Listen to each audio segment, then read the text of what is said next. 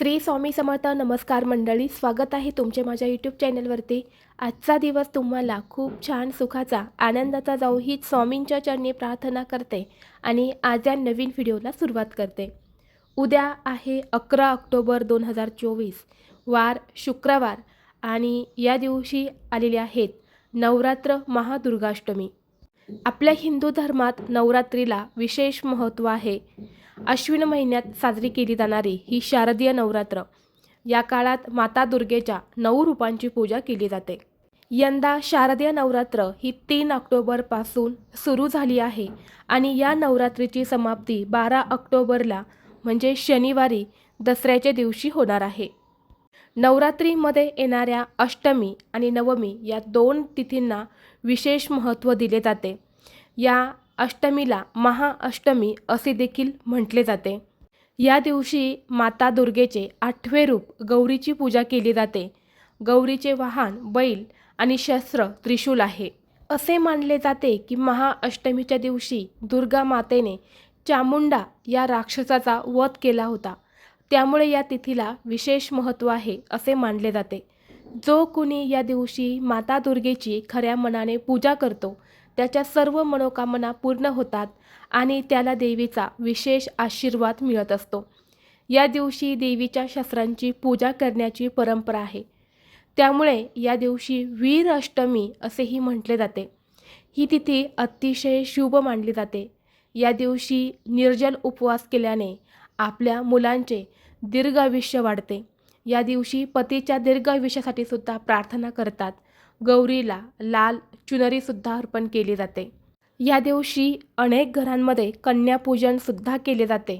हे कन्या पूजन केल्याने देवी प्रसन्न होते आणि तिचा आशीर्वाद हा कुटुंबावरती सदैव राहतो.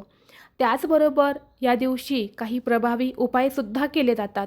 आज या व्हिडिओमध्ये मी तुम्हाला एक अतिशय प्रभावी असा उपाय सांगणार आहेत.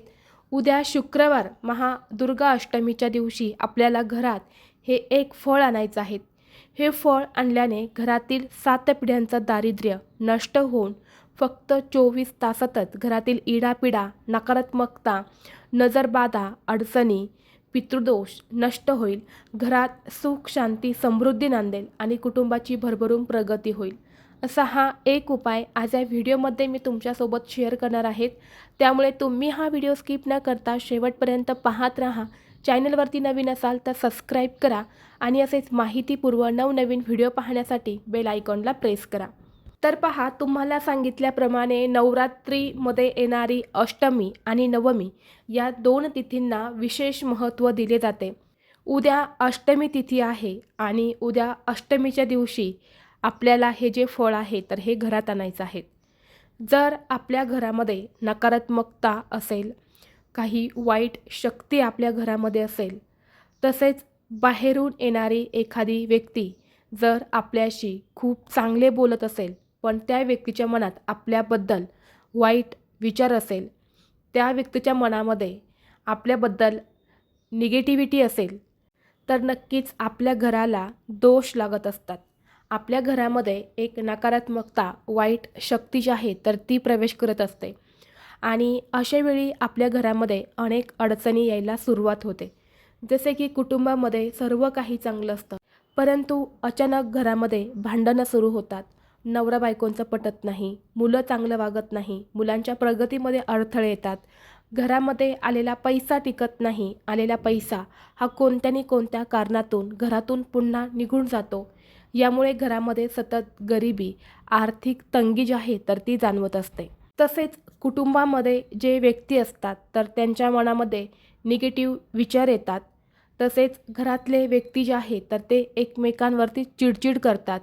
व्यवसायामध्ये अडचणी येतात, प्रगती होत नाही, शुभ कार्यामध्ये अडथळे येतात, महत्त्वाची कामं पूर्ण होत नाही, घरामध्ये सुख शांती नांदत नाही.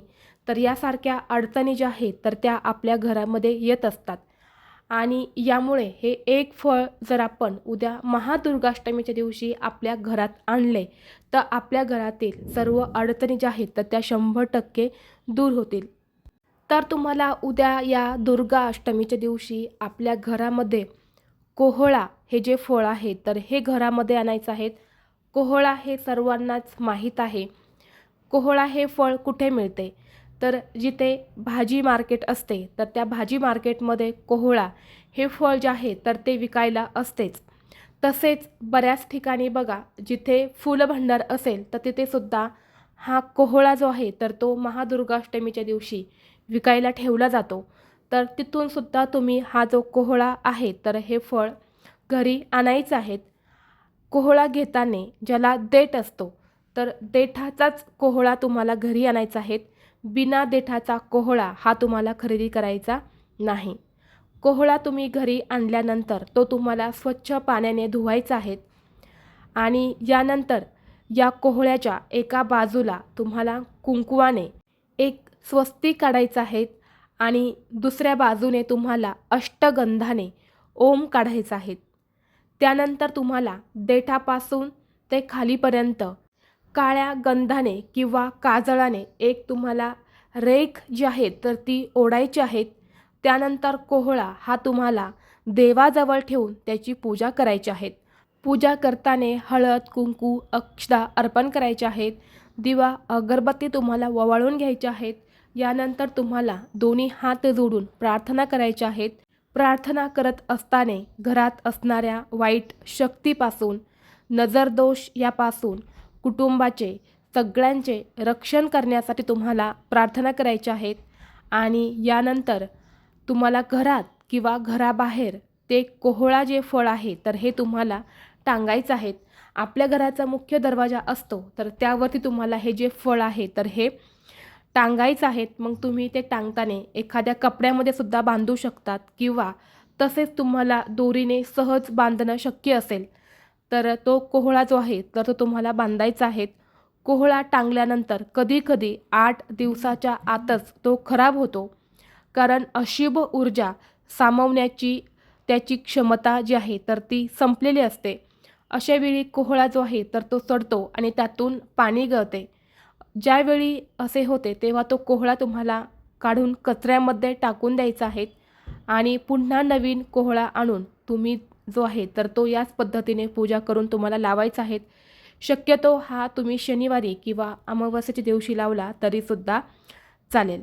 जर कोहळा लावल्यानंतर लगेचच 3 ते 4 दिवसामध्ये त्यातून पाणी निघत असेल, तो सडत असेल तर नक्कीच तुमच्या घरामध्ये नकारात्मक शक्ती, वाईट शक्तीचा प्रभाव हा जास्त आहे आणि यामुळे ते फळ जे आहे तर ते खराब झालेलं आहे. जर 5 ते 7 दिवसानंतरही ते फळ जर चांगलंच असेल तर तुमच्या घरामध्ये नकारात्मक ऊर्जा ही फार कमी आहे असं तुम्हाला समजून घ्यायचं आहे. तसेच या दिवशी आपल्या घरामध्ये घटस्थापना केलेली असेल तर तिथे सुद्धा कोहळा फळ जे आहे तर ते देवीला अर्पण करायचं आहे. आता हे फळ कसं अर्पण करायचं आहे तर तुम्हाला एक कोहळा फळ जे आहे तर ते अजून एक लागणार आहेत. आणल्यानंतर स्वच्छ धुवून काढायचं. सांगितल्याप्रमाणे एका साईडने तुम्हाला कुंकवाने स्वस्तिक काढायचं आहे आणि अष्टगंधाने ओम काढायचा आहे.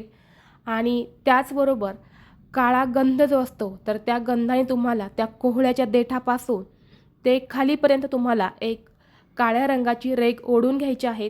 यानंतर तो कोहळा तुम्हाला देवीसमोर ठेवायचा आहे. कोहळ्याला हळदी, कुंकू, अक्षता अर्पण करायच्या आहेत. धूप, दीप, अगरबत्ती ओवाळून घ्यायच्या आहेत. यानंतर देवीला मनोभावे तुम्हाला प्रार्थना करायच्या आहेत. तुमच्या घरामध्ये काही अडचणी असेल तर त्या दूर होण्यासाठी, घरामध्ये सुख समृद्धी नांदावी यासाठी तुम्हाला मनोभावे प्रार्थना करायच्या आहेत. आणि यानंतर हे कोहळा जे फळ आहे तर हे तुम्हाला त्या देवीसमोर, त्या घटासमोर तुम्हाला मधोमध कट करायचं आहे. कट केल्यानंतर तुम्हाला त्याची एक बाजू जी आहे तर ती देवीला अर्पण करायची आहे. अर्पण करताना त्यावरती तुम्हाला ज्या साईडला तुम्ही कट केला आहे तर त्या साईडला तुम्हाला कुंकू टाकायचं आहे आणि हे जे फळ आहे तर हे तुम्हाला देवीला अर्पण करायचं आहे. अर्ध जे फळ असणार आहे तर ते तुम्हाला तसंच ठेवायचं आहे. दुसऱ्या दिवशी ते फळ तुम्ही उचलून एखाद्या मोठ्या झाडाखाली नेऊन टाकू शकता. तर असा एक उपायसुद्धा तुम्हाला उद्याच्या दिवशी करायचा आहे. तर अशा पद्धतीने तुम्हाला हे कोहळ्याचे उपाय जे आहेत तर ते करायचे आहेत. त्याचबरोबर तुमचं एखादं दुकान असेल, व्यवसाय असेल तर तिथे सुद्धा तुम्हाला हा असा एक कोहळा जो आहे तर तो टांगायचा आहे.